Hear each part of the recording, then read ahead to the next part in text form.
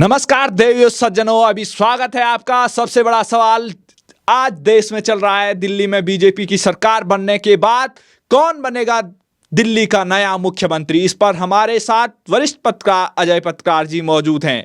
उनसे जानते हैं कि दिल्ली में किसका पलड़ा भारी पड़ रहा है, कौन दिल्ली का सीएम बन सकता है।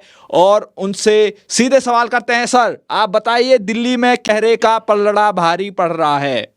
देखिए, भारतीय जनता पार्टी पे जी ना ही कोई राजा है ना ही कोई रंक है। ये कार्यकर्ताओं की पार्टी है, संगठन की पार्टी है। इस पे आपको बता रहे हैं, इस पार्टी से कोई भी व्यक्ति निकलता है तो एक ही रहता है जी। ऐसा नहीं कि उसके साथ 1 लाख हो। इस पार्टी का इतिहास है, ये संगठन किया है। इसमें छोटा व्यक्ति भी एकदम से राजा बना दिया जाता है और वो जब हटता है तो बुरा भी नहीं माना जाता। अडवाणी भी अध्यक्ष है, अडवाणी अध्यक्ष। सीधे सवाल पे आते हैं कि कौन सा पहला चेहरा आपको लगता है सबसे जिसकी ज्यादा प्रबल संभावना है कि वो सीएम बन सकता है? अब देखिए, जिसकी सबसे ज्यादा प्रबल संभावना लग रही है वो लग रही है हमें प्रवेश वर्मा की। उसकी वजह क्या है? प्रवेश वर्मा चूंकि दक्षिण दिल्ली, पश्चिमी दिल्ली और पूरी दिल्ली का एक ऐसा लीडर है जिसने डोर टू डोर काम किया है, लोगों के काम किए और जनता की सेवा की है। आरएस नाम का उनका एक अपना संगठन है। कुछ भी हो, वो संगठन गरीबों को झोंकी झोपड़ियों में जा कर के सामान देना, गेहूं देना, लड़कियों की शादी कराना, उनके बच्चों को बस देना, किताबें देना, आज से नहीं बहुत पहले से अपने पास से कर रहे हो। आरएस संगठन उनका व्यक्तिगत संगठन। दूसरे, उनके पिताजी चीफ मिनिस्टर हैं। वो भी चीफ मिनिस्टर अपने व्यवहार की वजह से बने थे।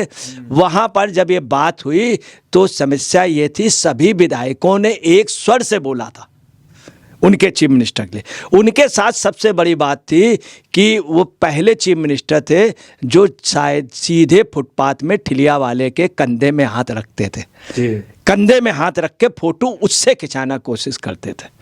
तो साहेब सिंह वर्मा की आज तक कोई बुराई नहीं हुई। जब वो सेंट्रल मिनिस्टर बनाए गए तो उनके तक लोग डायरेक्ट पहुंच जाते थे। प्रवेश वर्मा के बारे में बताइए। वर्मा के बारे में बतलाना। प्रवेश वर्मा को जब कहा गया कि आप अपने विधानसभा किससे लड़ना चाहते हैं बता दीजिए, तो प्रवेश वर्मा ने कहा कि मैं वहां से लड़ना चाहता हूं जहां से अरविंद केजरीवाल लड़ेगा। तो लोगों ने समझाया भी कि नहीं, तुम्हारा पश्चिमी प्रदेश है, उससे तुम 4 लाख 5 लाख से जीते हो। बोले नहीं, हम लड़ेंगे जहां से अरविंद केजरीवाल लड़े। हकीकत में अरविंद केजरीवाल ने अपने क्षेत्र पे बहुत खैरात बांटी थी, बाजरा बांटा था। तब भी प्रवेश वर्मा लड़े और प्रवेश वर्मा ने पूरी तरह से हरा दिया केजरीवाल को। आपको बता रहे, प्रवेश वर्मा के ये वही केजरीवाल है जो प्रधानमंत्री बनने का सपना देख रहे थे, अब विधायक भी नहीं बन पाए। प्रवेश वर्मा की ये जीत बहुत वोटों से होती।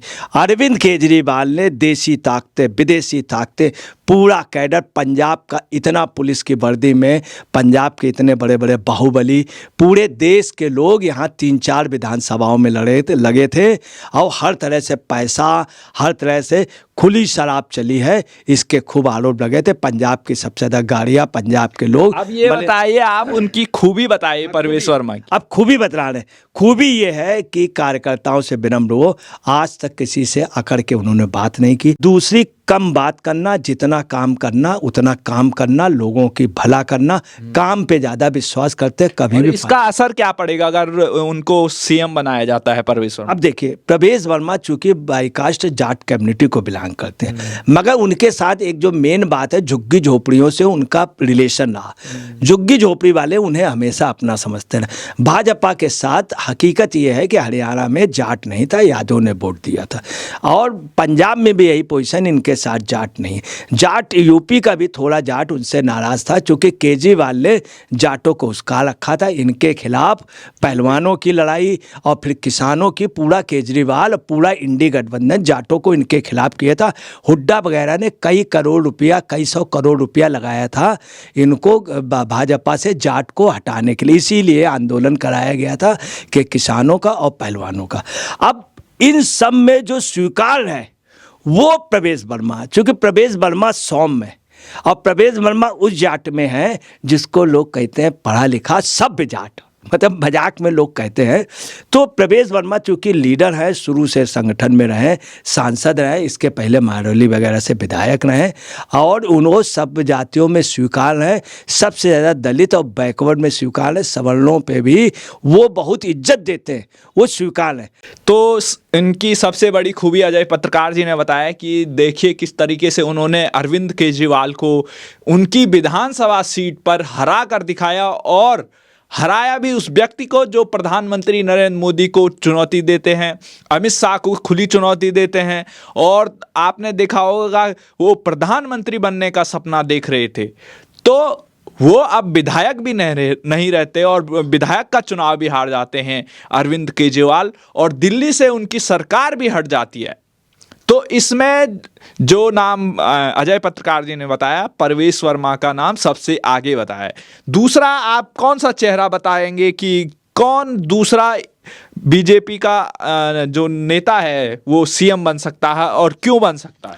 दूसरा जो नेता हम आपको बता रहे हैं वो सिरसा बन सकते हैं। सिरसा की बनने की एक वजह है कि सिरसा की बनने की मनजिंदर सिंह सिरसा की बनने की वजह यह है कि मैं आपको बता दूं, श्री गुरुद्वारा प्रबंधक कमेटी दिल्ली के वो चेयरमैन रहे हैं। मैं आपको बता दूं, इस देश में सिखों की जो सबसे बड़ी पोस्ट है मुख्यमंत्री से काफ़ी बड़ी, जहां मुख्यमंत्री नीचे बैठता है, वो है श्री गुरुद्वारा प्रबंधक कमेटी की।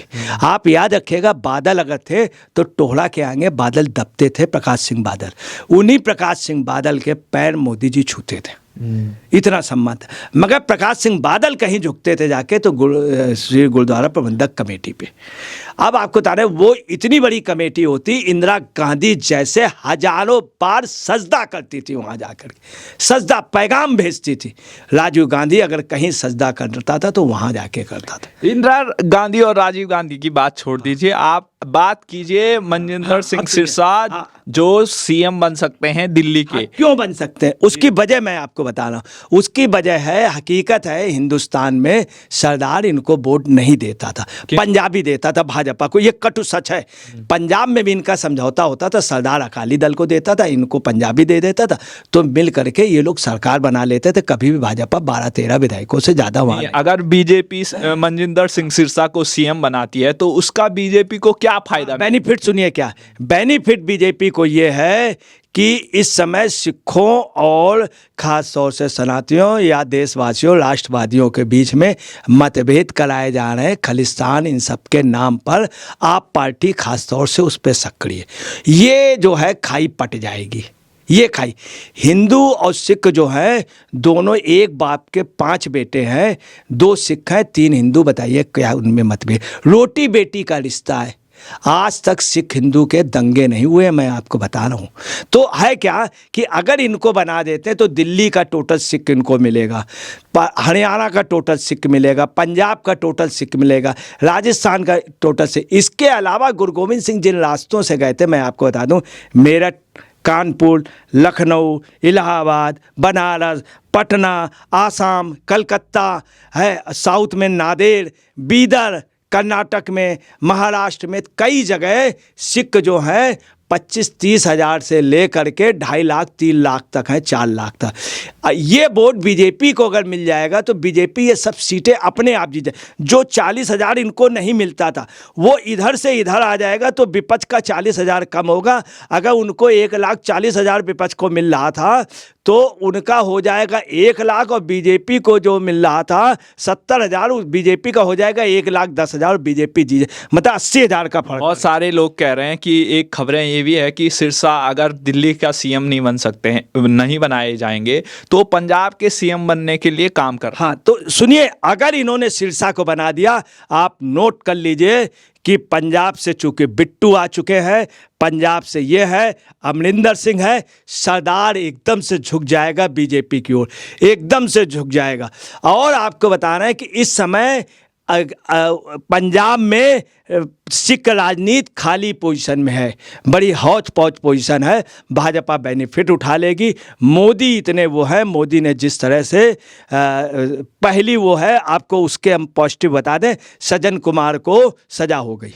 भाजपा ने यूपी में एक मिनट, भाजपा ने यूपी में जो जिन लोगों ने सिखों को मारा था वो जेल में हैं, सड़ रहे हैं जेल पे वो बदमाश जिन्होंने सिखों को मारा था। आज भाजपा ने उनको आतंकवादी घोषित कर दिया जिन्होंने निर्दोष सिखों को मारा था। और भाजपा अगर आ गई तो हम आपको बता रहे हैं, भाजपा के हलवे में के आप समझ ले घी होगा, घी होगा। ये क्या माने जो आज कोर्ट ने फैसला सुनाया है, तो इसमें अब दिल्ली का क्या लेना देना है? हाँ, आप ये कह रहे हैं अभी सिख दंगों के जो आरोपी रहे हैं टाइटलर सज्जन कुमार के लिए आज फैसला सुनाया है कि ये दोषी था, इसके ऊपर सजा होगी। अगर सिरसा आ गए, आप नोट कर लीजिए, अगर आपने सीएम बना दिया तो पूरे दुनिया का सिख भारत को इतना ऊंचा कर देगा। तीसरा जो बड़ा नाम आप किसको मानते हैं? मोहन सिंह बिष्ट को, जो किस तरीके से अमित शाह ने खुली रैली में कहा था कि हम इनको विधायक बना दो, हम इनको बड़ा आदमी बना देंगे। देखिए नोट कर लीजिए, मैं आपको बता दे रहा हूं, मैं नाम भी बता दे रहा हूं। जी जी। आप पार्टी के 6 विधायक, जिसमें 2 विधायक पूर्वांचल के, उन्होंने स्पष्ट रूप से कहा यमुना जी अगर साफ होंगी, धीरे से उन्होंने बिष्ट पे सहमत जताई, अगर वो किसी बड़े पद में आएंगे तो हम उनके चरणों के पीछे होंगे, उन्होंने इशारा दे दिया। अगर बिष्ट बनाए जाते हैं तो बिष्ट विधानसभा अध्यक्ष जहां तक बनाए जाएंगे, आप नोट कर लीजिए, ये और वीरेंद्र गुप्ता की विधानसभा अध्यक्ष, जहां तक बिष्ट के अगर बिष्ट बनाए गए, आप पार्टी का आधा खाली होगा। पूरा उत्तराखंड, पूरा पूर्वांचल भाजपा पे हमेशा के लिए हो जाइए। आप याद रखिएगा, उत्तराखंड का कोई भी व्यक्ति है वो मतदान तक कुछ रहेगा, अंदर जाके मतदान भाजपा के फेवर में करता है। भाजपा के लिए उन्होंने कुर्बानी दी है। मुलायम सिंह ने सिर्फ इस कारण मुलायम उन पर लाठियां गोलियां चलाई थी चूंकि वो भाजपा में थे। अब मोहन सिंह बिष्ट जी की आप कुछ खूबियां बता दीजिए, क्यों बन सकते? सुन लीजिए, मोहन सिंह बिष्ट क्यों बन सकते हैं। कभी भी ये तुगलकाबाद में जीते नहीं। तुगलकाबाद में उनकी आबादी 46% है, 46%। तुगलकाबाद में बीजेपी जीते। मोहन सिंह बिष्ट पहला आदमी है। प्रवेश वर्मा कहीं 500 से आगे, 250 से पीछे, कहीं 1000 से आगे, 1200 से पीछे, सभी लेता हूं। मोहन बिष्ट उस सीट पे लगातार आगे, कहीं 5000 से आगे, कहीं 5500 से आगे, एक भी राउंड पीछे नहीं। किस सीट पर? मुस्तफाबाद। हाँ जी। मुस्तफाबाद सीट में जो गढ़ था आपका, नई दिल्ली, मुस्तफाबाद, जंगपुरा गढ़, वहां से मोहन सिंह बिष्ट जीत के आया, जहां का विधायक नहीं था। मोहन सिंह बिष्ट की इतनी प्यारी सीट, जिसमें अगले ने काम विपक्ष में कौन था? और जो काम किया वो सीट दे दी गई मिश्रा को, मगर मोहन सिंह बिष्ट ने इस बात को माइंड नहीं किया। मुस्तफाबाद से बिल्कुल नए सीट में जीत गया, जहां पे आपको मालूम है प्रियंका गांधी सुबह गई हैं 7 बजे, 6 बजे पहुंच करके आसपास के घरों में गई, सबसे नमस्ते किया, सबसे जाने कितने लोगों से हाथ मिलाया, गले मिली महिलाओं से, कि ये ना जीत पाए मोहन बिष्ट। मोहन बिष्ट को हराने के लिए ओवैसी लगे रहे। मोहन बिष्ट को हराने के लिए पूरी ताकत लगा दी। किसने?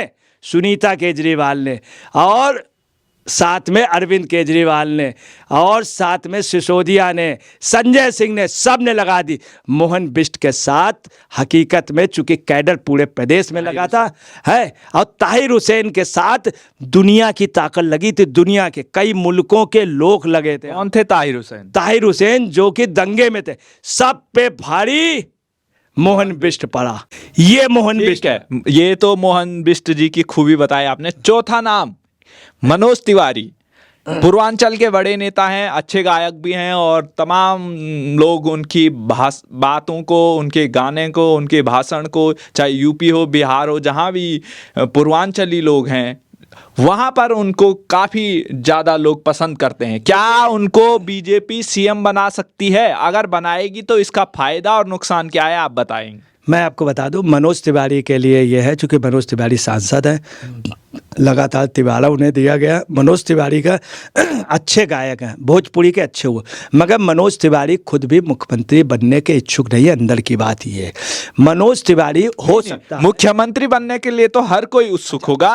वो बीजेपी के दिल्ली के अध्यक्ष भी रह चुके हैं और मनोज तिवारी को भी अध्यक्ष बनाने की संभावना है। नहीं। और सीएम के तौर पे पेश किया जा सकता है। मगर वहाँ पे एक बात और भी है कि मनोज तिवारी पूर्वांचल से या अभय वर्मा के साथ ये है कि चूंकि अभय वर्मा को वहाँ के जो एक बहुत बड़ा शासक रहा, जहाँ के दरभंगा नरेश है, उस परिवार को, इनके परिवार का अभय वर्मा को आशीर्वाद रहा। अभय वर्मा वहाँ के कार्यकर्ता हैं, मनोज तिवारी के सबसे खास है। तो अगर मनोज तिवारी अभी सांसद हैं, अगर उनको नहीं बनाया जाता है तो क्या अभय वर्मा को बनाया जाएगा? हाँ, अभय वर्मा को हो सकता है कि मनोज तिवारी चूंकि बहुत शांत उसके हैं, मनोज तिवारी बड़ा पद इसलिए नहीं लेंगे चूंकि मनोज तिवारी विश्वास करते हैं लोगों से मिलने पे, लोगों के काम, बड़े पद से उनको कभी लालसा नहीं। अगर बना दिया गया तो इसका कहाँ फायदा होगा, कहाँ नुकसान? अगर बना दिया गया मनोज तिवारी अभय वर्मा को, तो आप नोट कर लीजिए कि बिहार का जो नेक्स्ट चुनाव है वो जीतेंगे। अगर सिरसा को बनाएंगे तो पंजाब जीतेंगे, और मनोज तिवारी को बनाने से वहाँ ही नहीं, अगर नीतीश कुमार नाराज हो गए तो? नीतीश कुमार नाराज नहीं होंगे, क्योंकि नीतीश कुमार की भी पहली पसंद मनोज तिवारी है। दोनों को एक दूसरे की ज़रूरत है। नीतीश कुमार बहुत होशियार चतुर राजनीतिक हैं, आपको बता निरहुआ, और इसका बिहार चुनाव में फायदा मिलेगा। मनोज तिवारी और निरहुआ से जब भी मिलते हैं तो बड़े कायदे से। आप ये बताइए, इसका क्या बिहार चुनाव में फायदा मिलेगा, जो आने वाला बिहार चुनाव है? निश्चित बहुत बड़ा फायदा मिलेगा। आप नोट कर लीजिए, बिहार पे मजबूरी ये है कि वहाँ का विपक्ष मर गया है, लालू की स्थिति ठीक नहीं है, और आपको बता कांग्रेस वहाँ पे खत्म की पोजीशन में है। अंतिम में आप बताइए पत्रकार जी, बहुत बहस हो चुकी है, बहुत हमने इस पर बात कर दी है, दिल्ली में कौन मुख्यमंत्री बनाएगा। एक सवाल ये भी किया जा रहा है कि लोग कह रहे हैं दिल्ली में बीजेपी पहले पिछले सालों की तरह, पिछली बार जो सरकार थी सुषमा स्वराज की तरह, दिल्ली में कोई महिला सीएम बन सकती है। महिला सीएम में मुझे जो लगता है शिखा राय की पोजीशन ज़्यादा स्ट्रांग है। शिखा राय से क्या है कि पंजाब सिख लॉबी, और तीसरी बात यह है कि पंजाब के अलावा खत्री समाज, पंजाबी समाज, सिख समाज, जाट समाज, चूँकि वो उस कम्युनिटी को बिलोंग करती हैं, वहाँ से कार्यकर्ता रही हैं लगातार, तो इनको भी संभव है शिखा राय को ही बना सकते हैं। उससे एक महिला के नाते, एक सिख के नाते, जाट के नाते, खत्री के नाते, पंजाब के नाते। और दूसरी बात यह है कि चूँकि पहले यहाँ सुषमा स्वराज, शीला दीक्षित, आतिशी वगैरह रही है, तो ये भी है कि आतिशी का जैसे जीत जा रहा है, मगर आतिशी टेक्निकल वोटों से जीती गई है। उनको आप पार्टी के ही, उनके लिए हकीकत है, दुनिया हिंदुस्तान भर का कम्युनिस्ट उनके लिए लगा था, पूरा जेएनयू लगा था, वो टेक्निकल जीत हुई है उनकी। अंतिम में सर आप बता दीजिए कि किसकी प्रबल संभावना ज़्यादा है, जो अब आप देख रहे होंगे, इतने सारे हमने नाम गिनाए, चर्चाएं की, तो इनमें आप क्या देखते हैं, कौन बीजेपी के लिए दिल्ली में काम कर सकता है? इतनी सड़कें हैं, यमुना है, और प्रदूषण है, तमाम गली है, शुद्ध पानी की बात है, तो जो केजरीवाल जो वादे तमाम 12 सालों से पूरा नहीं कर पाए, उनको कौन पूरा कर सकता है? देखिए, आपको बताना है, पूरा करने में जिनका इतिहास रहा है, हकीकत में कुछ भी हो कि प्रवेश वर्मा ने काम किया है, अपने क्षेत्र काम किया। कोई भी आदमी इनके काम के लिए नहीं गए, लोगों को जाके मदद करना। अब तक एक चुनाव भी नहीं हारे, एक चुनाव भी हारे नहीं, इनका खानदान ही नहीं हारा, इनका खानदान नहीं हारा, कैलाश गहलोत का भी खानदान नहीं हारा। 700 साल पुराना इनका खानदान है, 700 और 1200 साल पुराना कैलाश गहलोत का। दूसरी आपको बताना है, जिसने और सेवा की है, एक सभासद से आज भी मेडिकल कैंप लगाना, सबसे ज़्यादा कोरोना काल में लंच पैकेट बांटना, वो सिरसा था। सिरसा आज भी सुबह रोजाना गरीब लोगों के पैरों पे पट्टियां बांधना करना, बहुत बड़े प्रोजेक्ट में अपने पैसे से काम करते हैं। तो बहुत बहुत शुक्रिया। ये थे हमारे साथ अजय पत्रकार जी, जिन्होंने दिल्ली के बारे में बताया कि कौन सीएम बन सकता है, किसकी संभावना ज़्यादा है। इस खबर पर आपकी क्या राय है? हमारे अजय पत्रकार के जो विश्लेषण उन्होंने किया है उस पर आप क्या कहना चाहते हैं? कमेंट बॉक्स में जरूर अपनी राय रखें। धन्यवाद, शुक्रिया आप सभी को, धन्यवाद।